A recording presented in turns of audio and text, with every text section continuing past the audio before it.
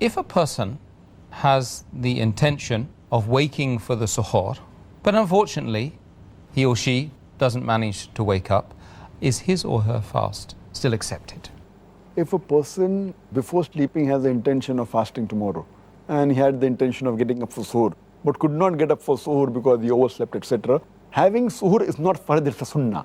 Our beloved Prophet said in Sahih Bukhari, verse number 3 in the book of fasting, hadith number 1923, he said that in the suhoor is a blessing. It's a sunnah, recommended sunnah, but if a person oversleeps, it's not a fard to have suhoor.